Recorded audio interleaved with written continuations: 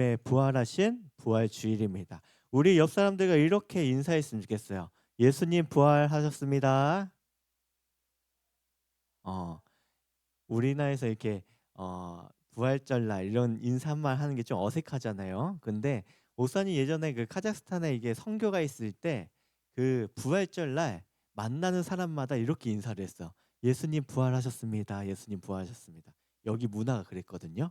그래서 우리도 부활절날은 이러한 인사들을 한 번씩 나눴으면 좋겠어요. 믿지 않는 사람이든 또한 믿는 사람이든 서로 예수님 부활하셨습니다. 이렇게 기쁘게 인사했으면 좋겠는데 다시 한번 우리 하도록 할게요. 예수님 부활하셨습니다. 예. 이 예수님의 부활이 여러분의 기쁨이요 또한 소망이 될 수 있었으면 좋겠어요. 오늘은 예수님께서 죽음을 이기시고 다시 부활하신 부활주일이에요.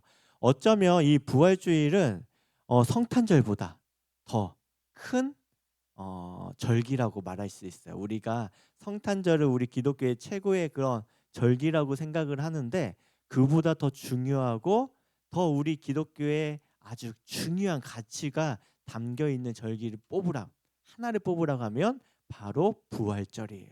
이 사실을 기억했으면 좋겠고 혹시 부활 사건이 예수님을 따르는 사람들에게 어떤 의미가 있는지 오늘 이 시간을 통해서 여러분 한번 깊이 생각해 보고 또한 고민해 보는 시간들이 될 수 있었으면 좋겠습니다. 예수님의 부활은 오랜 기간 동안 논란과 논쟁 그리고 부정을 당해왔어요. 어떤 사람들은 예수님의 부활보다 성경의 다른 기적들, 예를 들어 홍해가 갈라지는 사건들, 때로는 만나가 내리는 사건, 때로는 병든 사람이 고침을 받는 이러한 기적들이 좀 더 믿을 만하다라고 얘기하는 사람들도 있습니다. 왜 그럴까요? 이 부활 사건이 어떤 모든 기적보다 훨씬 더 논쟁거리가 되고 더 큰 분열을 일으키는 이유는 무엇일까요? 그 이유는 바로 죽음은 인간이 절대로 극복할 수 없는 마지막 한계이기 때문이에요. 죽음이란 것은 우리 스스로가 결단코 해결할 수 있는 문제가 아니에요. 그렇기 때문에 이 부활을 아니 죽음을 넘어서고 초월하는 이 부활을 인정하기가 그만큼 어렵게 느껴지는 사람들이 있을 거예요. 예수님의 부활 사건만큼 크고 놀라운 기적은 찾아보기 힘듭니다. 오늘날 시대는 이 같은 기적을 의심하거나 아예 기적 자체를 믿지 않고 살아가는 시대 속에 우리가 살아가고 있어요.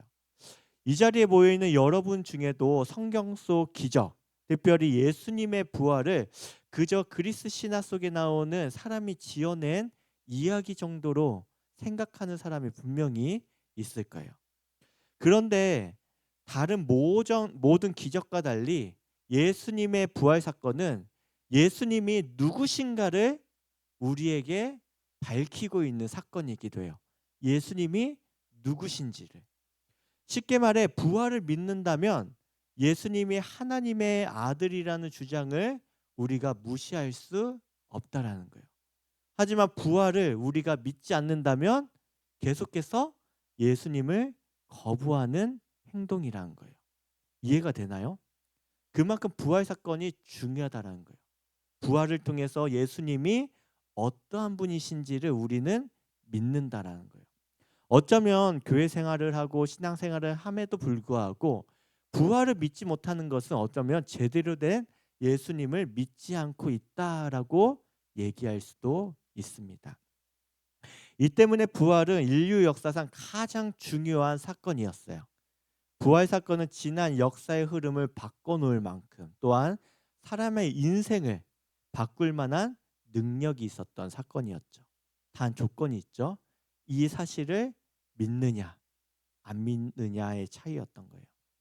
오늘 함께 나눌 이 고린도전서 15장의 말씀은 지난 복음서와 로마서에서 나타난 이 부활에 대한 이야기와 더불어서 부활에 관한 성경적 이해와 부활이 우리 믿음과 일상생활에 주는 의미가 무엇인지를 우리에게 가르쳐주고 있는 아주 중요한 말씀 중에 하나입니다. 우리가 다 읽진 않았어요. 고린도전서 15장을 다 읽지는 않았지만 이 내용 속에 부활이 우리에게 어떠한 의미가 있는지 그리고 우리 일상생활에서 또 우리가 이 세상 속에 살아갈 때 어떠한 의미가 있는지를 이야기하고 있는 책이 바로 이 고린도전서 15장 말씀이란 것이죠. 사도 바울은 이 고린도 교회에 편지를 보내면서 당시 그들 가운데 끊임없이 일어나고 있었던 죄에 대한 문제들을 다루고 있었어요. 고린도 교회 여러분 많이 들어봤을 거예요. 그런데 이 고린도 교회가 참 문제가 많은 교회였어요. 여기 보았듯이 막 조롱과 고소도 많았고 억압하기도 하고 누군가를 따돌리기도 하고 우상 숭배 등 다양한 문제들이 이 고린도 교회에 있었다는 거예요. 그리고 모든 제약을 탁월하게 해결할 이 복음을 당시 이 고린도 교회 성도들에게 사도 바울이 다시 이 편지를 통해서 상기시켜 주고 있었어요. 왜냐하면 바울은 이 복음을 받아들인 믿는 사람들에게 편지를 보내고 있는 거거든요. 왜 믿고 있는 사람들에게 복음에 대한 이야기를 다시 전하고 있을까요? 왜 그럴까요? 왜냐하면 이 고린도 교회 사람들의 그 삶 속에 복음이 아무런 영향력 없이 있었기 때문이에요. 그들의 삶의 중심에 복음이 실제적으로 작용을 해야 되는데 아무런 작용을 하고 있지 않았기 때문에 믿는 그들에게 제대로 된 이 복음의 메시지를 전하고 있는 것이죠. 여러분, 복음이신 예수님을 믿는다는 것은 단순히 우리가 새로운 생활과 새로운 관계가 시작되는 것으로 끝나는 것이 아니에요. 예수 그리스도 안에서 일상의 생활이 우리의 모든 삶이 완전히 새롭게 세워져 가는 것을 의미하는 것입니다. 고린도 교회의 성도들은 복음을 따라 살아가지 않았던 거예요. 그래서 교회 안에 각종 분쟁과 음란과 온갖 자랑, 탐욕과 우상 숭배가 가득했던 것이죠. 그들은 예수 그리스도의 복음이 아닌 다른 것 위에 자기의 삶과 미래를 계속 쌓아갔던 거예요. 기존의 예수님을 믿기 이전의 모습과 별반 다르지 않았던 모습이었던 거예요. 사실 고린도 지역에는 다양한 우상들이 있었어요. 그런데 그 많은 우상들 중에 그냥 하나 정도로 그냥 믿고 있었다라는 거예요. 그래서 이 복음 위에 제대로 그의 삶과 신앙을 세워가지 않고 있었던 것이죠. 왜 고린도 성도들은 이 복음과 삶이 구별된 모습으로 그럼 살아갔을까요? 이들은 과거에 예전에 복음이신 예수님을 믿는 것으로만 그냥 만족하고 끝났던 거예요. 신앙이 더 앞으로 나아가고 거룩한 삶을 살아가기 위한 그런 수고와 노력을 전혀 하지 않았다는 거예요. 바울은 오늘 본문을 시작하면서 이들에게 이러한 당부를 하고 있습니다. 우리 고개를 들어서 다 같이 우리 이 말씀을 함께 읽어보도록 하겠습니다. 시작.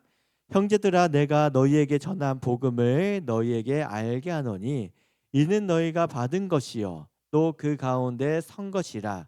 너희가 만일 내가 전한 그 말을 굳게 지키고 헛되이 믿지 아니하면 그로 말미암아 구원을 받으리라.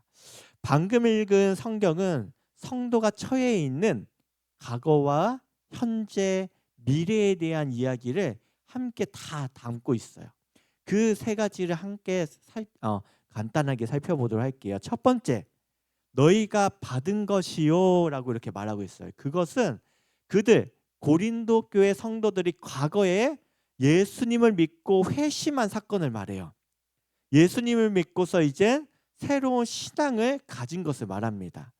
복음이란 예수님께서 우리의 죄를 위해 십자가에 달려 죽으셨지만 죽음을 이기시고 사흘 만에 부활하셨어요. 그로 인해 우리는 어떻게 됐죠? 우리와 하나님의 사이에 막힌 담이 허물어지고 우리가 하나님 앞에 바로 설 수 있는 기회가 주어지게 된 것이죠. 이처럼 고린도 성도들과 오늘날 우리는 지난날 예수 그리스도를 믿음으로 하나님 앞에서 이제 홀로 이제 설 수 있는 존재가 된 거예요. 이제는 이 관계를 무너뜨리고 깨트릴 수 있는 어느 누구도 없어요. 이 관계는 영원하고 변하지 않는 하나님의 약속이란 것을 우리는 믿어야 돼요.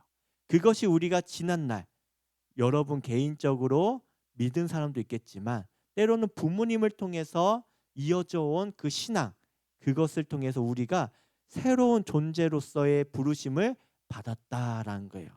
그리고서 두 번째 이야기를 하고 있어요. 빨간 글씨 한번 읽어볼까요? 또 그 가운데 선 것이라. 그것은 현재 우리의 모습을 말해주고 있는 거예요. 우리 모습이 지난날 어떠한 모습이라고 했어요? 우리는 예수님을 믿음으로써 의로운 자라는 새로운 신분을 얻게 됐다라는 거예요. 그런데 고린도 교회 성도들은 여기서 끝났던 거예요. 현재의 삶에 대해서는 전혀 복음적이지 않았다는 것이죠. 이제는 우리가 이 새로운 신분, 하나님의 자녀가 되고 또 하나님의 거룩한 백성이 되었다면 현재의 삶을 어떻게 살아가야 돼요? 그 신분에 걸맞는 거룩한 삶을 살아가기 위해서 날마다 수고하며 그 길을 걸어가야 되는 거예요. 그것을 조금 어려운 말로 성화라고 해요. 성화. 성화라는 것은 뭐냐면 내가 비록 예전의 모습의 그런 죄된 모습을 버리고 이젠 새로운 사람으로서 계속적으로 다듬어져 가는 것을 성화라고 말을 해요. 이처럼 우리는 그냥 회심하는 것으로 끝나는 것이 아니라 어떻게 돼요? 성화의 과정까지 가야 하는 거예요. 계속적으로 그리스도를 닮아가기 위해 거룩하신 하나님의 백성답게 살아가기 위해 우리의 죄된 것들을 계속 끊어버리고 우리의 삶을 정비하고 다듬어 가야 한다는 것이죠. 그것이 현재 우리가 살아가야 하는 삶의 모습이라는 것이에요. 우리는 계속해서 복음 위에 서 가야 하는 거예요. 복음은 우리의 감정 그리고 우리의 동기, 뭔가를 하고자 하는 것, 자기 이해, 내가 어떠한 사람이냐는 것, 그 우리의 정체성을 계속해서 재정비, 계속 다듬어 주기 때문이에요. 왜냐하면 우리는 이 땅 가운데 살아가는 동안 죄의 끊임없는 유혹을 받아요. 그렇기 때문에 믿음으로 끝나는 것이 아니라 계속 그 믿음이 어떻게 해요? 계속 세상적인 가치관으로 변화되고 변질되어져 갈 수밖에 없어요. 그래서 복음의 기준이 확실하게 잡혀 있어야 하는 거예요. 그래야지 어떻게 해요? 바른 길을 갈 수 있듯이. 우리가 길을 갈 때 요즘에는 내비게이션이 있기 때문에 그것만 보면서 가지만 길 중간중간에 뭐가 있죠? 이정표가 있죠. 표지판도 있고. 이와 같이 복음이 이와 같은 역할을 해주는 거예요. 우리가 샛길로 새지 않도록 바른 길로 갈 수 있도록 계속 우리의 생각과 감정과 동기와 내가 어떠한 사람인지 그리고 우리의 정체성까지 계속 바르게 다듬어 준다라는 거예요. 그래서 그 일을 하루 딱 일회성을 끝나는 것이 아니라 그 일은 계속적으로 해가는 거예요. 언제까지? 우리가 이 땅 가운데 살아가는 마지막 그 순간까지 해가는 과정이란 거예요. 그것을 잊지 않았으면 좋겠어요. 그래서 성도라는 것은 죄에 대해서 넘어질 수는 있지만 어떻게 해요? 성령의 능력으로 다시 일어서서 그 길을 끝까지 걸어가는 사람들이에요. 예수님께서 우리 죄 때문에 죽으셨지만 다시 죽음을 이기시고 부활하셨듯이 죄에 굴복하는 것이 아니라 죄를 이기고 거룩함으로 한 걸음 한 걸음 멈추지 않고 나아가는 순례자처럼 삶의 모든 여정 속에서 부활의 승리를 가지고서 살아가는 사람들이 바로 저와 여러분이라는 사실을 기억했으면 좋겠습니다. 그리고 세 번째, 무엇에 대해서 이야기하냐면 우리 빨간 글씨 함께 다시 읽도록 할게요. 시작. 그로 말미암아 구원을 받으리라. 여러분, 지난날 우리의 과거에 대해서 이야기했어요. 우리가 예수 그리스도를 믿은 것, 그리고 현재 계속 구원을 이뤄가는 삶. 그런데 여기서 말하고 있는 구원이란 무엇이냐면 미래에 이뤄질 온전한 하나님이 이루실 구원을 말해요. 이는 아직 우리에게 이루어지지 않은 일이에요. 그렇지만 복음은 새로운 나라, 즉 새로운 세상의 도래, 하나님의 나라가 온전히 이 땅 가운데 회복되고 온전히 세워질 것을 말씀하고 있어요. 어쩌면 이거는 이미와 아직 사이에 있는 거예요. 이거 좀 어려울 수 있어요. 이미 이루어진 일과 아직 이루어지고 있을 일에 대해서 우리가 그 사이 속에 살아가고 있는 존재라는 거예요. 미래 구원의 약속은 죽음의 그림자가 가득한 이 땅 가운데 살아가는 성도들에게 소망의 빛을 계속 비춰주고 있어요. 그래서 우리가 이 땅 가운데 살아갈 때 때로는 힘들고 어려울 수 있고, 때로는 자빠질 수 있고, 때로는 죽음의 그림자 속에 어둠 속에 있다 할지라도 거기서 포기하는 것이 아니라 계속 우리에게 비춰져 오고 있는, 우리 가운데 가까이 오고 있는 그 하나님의 구원을 우리가 바라볼 수 있다라는 거예요. 마치 매서운 겨울을 이기고 새싹을 피운 새싹이 어떻게 해요? 따뜻한 봄 햇살을 맞으면서 정말 하루가 다르게 자라가듯이, 그 새싹을 보면서 우리는 무엇을 기대하죠? 나중에 가을철에 맺을 열매를 기대하잖아요. 이 새싹이 봄철에 열매를 맺고 있지는 않지만 그 새싹에 소망이 있는 이유가 뭐죠? 열매를 맺을 것이라는 기대가 있듯이 우리의 삶이 이와 같다라는 거예요. 성도는 죽음의 그림자로 어두워진 그 현재의 삶에 머물러서 포기하는 인생이 아니라 예수님께서 이루신 그 부활을 통해 약속된 영원한 생명, 승리, 구원을 온전히 이루어가기 위해 계속 전진해서 나아가는 사람들이 바로 누구다? 우리다라는 거예요. 그러므로 이 복음의 진리를 꼭 붙들고 믿음으로 살아가야 하는 것입니다. 사도 바울은 복음의 중요성과 본질을 이와 같이 이렇게 설명하고 나서 다음으로 말하는 게 있어요. 고린도 교회에 퍼지고 있는 거짓 가르침에 대해서 지적하고 있어요. 이 거짓 가르침은 뭐냐면 죽은 자의 부활은 없다라고 그렇게 말하는 사람들이 고린도 교회에 있었다라는 거예요. 그러나 예수 그리스도 안에서 죽은 자들이 부활하지 않을 것이라고 말하는 것은 어쩌면 예수님의 부활의 무능력한 행위를 보는 것일 수도 있어요.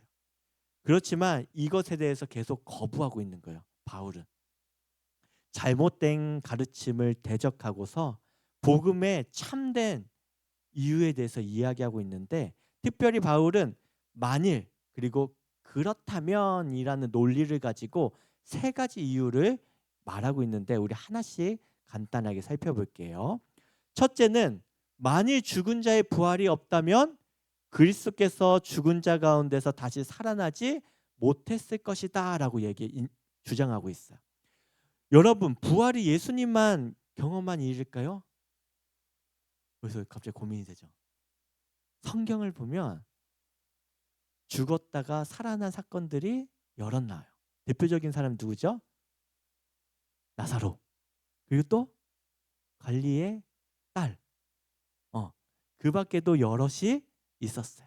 그런데 그들의 부활은 잠시적인 부활이었어요. 이 땅에서 이뤄진. 나중에 시간이 지나면 또 죽는 부활.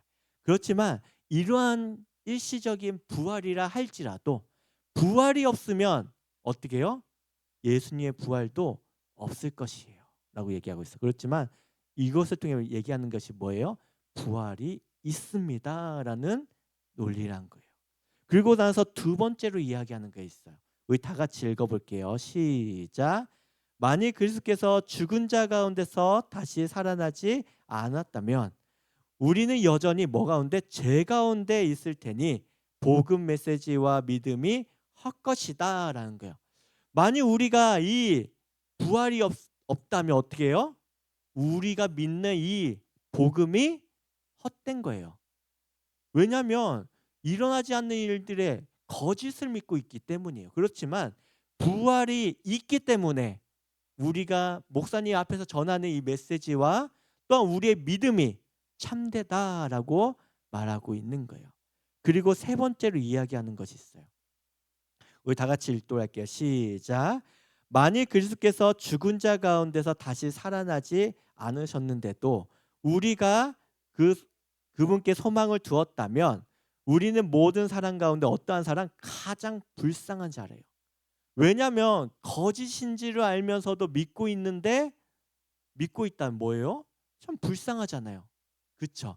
그렇지만 이 부활의 사건과 이 메시지가 우리에게 진리라는 것을 우리가 믿고 사실이라는 것을 알기 때문에 우리의 믿음이 우리에게 소망이 되는 것이고 우리는 불쌍한 사람들이 아니라 참된 진리를 한 선택된 사람들이라는 거예요. 이처럼 예수님의 육체의 부활은 초대교회 때부터 많은 논란이 있었을 뿐만 아니라 교회의 가르침과 설교의 핵심적인 주제였어요. 그만큼 부활이 중요하다라는 거예요. 초대교회가 시작되던 시기 베드로는 오순절날 이와 같이 사람들에게 이야기해요. 하나님께서 그가 누구예요? 예수님을 사망의 고통에서 풀어 살리셨으니 이는 그가 사망에 매여 있을 수 없었음이라 라고 얘기하고 있어요. 여러분, 바울이 이 말을 많은 사람들 앞에서 얘기하고 있는데 이 얘기를 할 때가 언제냐면 예수님의 부활이 이루어지고서 몇 주 지나지 않을 때였어요. 어떻게 보면 당시 예루살렘이 매우 혼란스럽고 민감했던 때였어요. 어쩌면 사람들의 눈치가 많이 보일 수도 있는 때였어. 그렇지만 베드로는 예수님의 부활을 직접 목격했기 때문에 많은 무리 가운데 이와 같이 예수님의 부활에 대해서 선포했던 거예요. 십자가와 부활 사건이 있는지 불과 몇 주 만에 선포된 말씀임을 기억했으면 좋겠습니다. 만일 바울의 가르침이 거짓이었다면 당시 유대와 로마 제국의 권력자들은 그 가르침에 대해서 반박할 기회를 가졌을 거예요.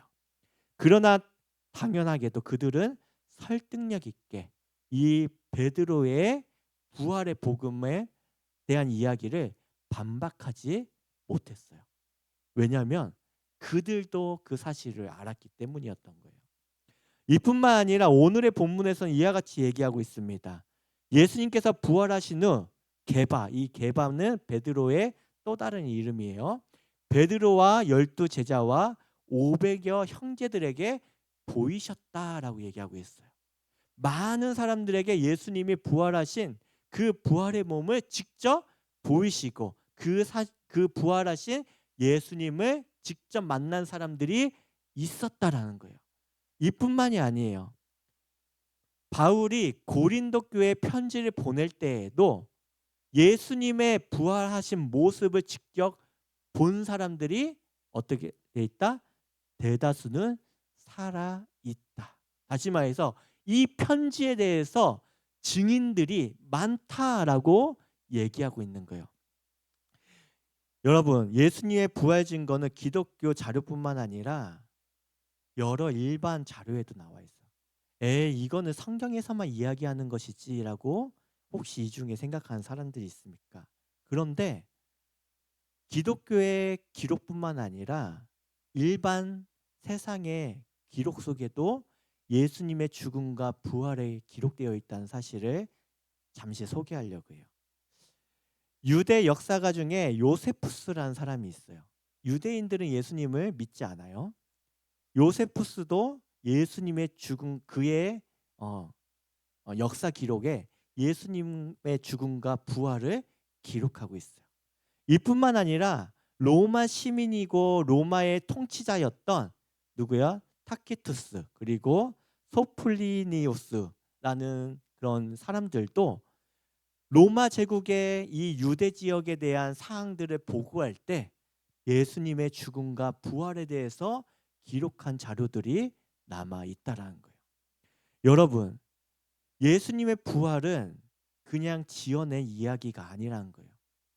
역사적인 사실이고 또한 역사적인 증거들이 남아 있다라는 것을 기억했으면 좋겠어요. 예수님의 부활을 믿을 때만이 이 부활의 능력이 우리의 진짜 믿음이 될 수 있다는 것도 기억했으면 좋겠습니다. 우리는 부활의 능력으로 죄와 허물, 죽음의 그림자로 가려진 인생을 새롭게 변화시킬 수 있는 능력을 소유한 사람들이에요. 여러분, 부활은 2000년 전에 일어난 기적으로 끝나지 않아요. 이 부활의 사건은 오늘날 우리의 신앙 가운데도 역사하고 있고, 또한 이 부활 신앙을 제대로 소유하고 믿을 때 우리의 신앙의 능력과 또한 바른 신앙으로 나아갈 수 있다는 사실을 기억했으면 좋겠어요. 아직은 그 믿음이 없다 할지라도 하나님, 나에게 이 부활 신앙을 가질 수 있게 믿음을 달라고 기도할 수 있는 우리 친구들이 됐으면 좋겠어요. 특별히 이 시간 우리 찬양하고 기도했으면 좋겠는데요. 살아계신 주라는 찬양을 할 때, 주님, 우리 가운데 때로는 이 믿음을 주시옵소서. 부활의 믿음. 주님, 이 부활을 통하여서 우리에게 참된 생명의 무엇인지를 알게 하시고 우리에게 약속으로 주셨는데, 그것을 가지고 믿음으로 살아가는 나의 믿음의 삶이 될 수 있게 해달라고. 여러분, 예수님의 부활은 그냥 하나의 기적으로 끝나는 것이 아니에요. 그 부활의 능력은 우리의 삶의 자리까지 이어진다는 거예요. 그 부활을 믿을 때 불안하고 때로는 어둠 속에 있는 인생이 마치 죽음을 이기시고 무덤에서 나오신 예수님과 같이 우리의 삶을 어떻게 돼요? 부활의 기쁨으로, 능력으로 변화시킨다라는 거예요. 그렇기 때문에 부활 신앙을 가지고 살아가는 것이 그만큼 중요하다는 거예요. 여러분, 단순히 2000년 전의 이야기로만 생각하지 않았으면 좋겠어요. 이 사실을 믿었으면 좋겠어요. 때로는 그 믿음이 아직 우리 가운데 생기지 않는다면 이렇게 기도했으면 좋겠어요. 하나님, 나에게 부활에 대한 믿음을 주시옵소서. 예수님은 이 부활을 통해서 예수님이 진짜 누구신지에 대한 믿음을 주시옵소서.